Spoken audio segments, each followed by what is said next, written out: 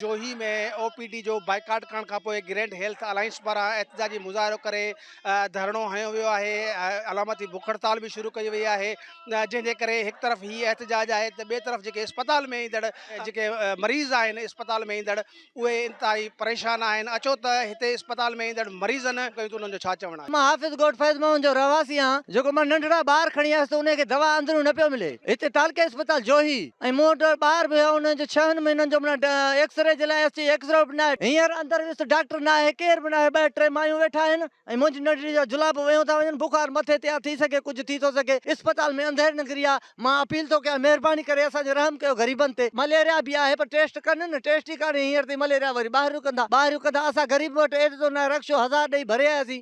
3 ॾींहं मां अचां थो, ख़ुदा रा इंसाफ़ कयो। हमारा गाड़ी में किरियो आहे, डॉक्टर आहिनि कोन, असां कंहिंखे ॾेखारियूं। वेठा आहियूं, मरीज़ अंदरि सुतो पिया। जॾहिं डॉक्टर अचनि त ॾिसनि, का ख़बर कान्हे अलाए कहिड़ो मसइलो आहे डॉक्टरनि जो, का ख़बर ई कान्हे हुकूमत जी। मसइलो इहो आहे डॉक्टर त हींअर को आहे ई कोन। हुनखे कलाक जो ॿिया मरीज़ वेठा आहिनि, उन जी तबियत ख़राब थी थी, उल्टी दत्का कयो त बि सुई हणण लाइ को डॉक्टर कोन्हे। हिते असांखे कलाक ॾेढ थियो, असां हिते ईअं बीठा आहियूं। सो अची ॾिसे न मरीज़, हो बेहोश लॻो पिया, हुनखे केरु वीचारे खे ॾिसे कोन थो। होॾे नंढड़ो ॿार वेठो आहे, हुनखे केरु ॾिसे कोन थो।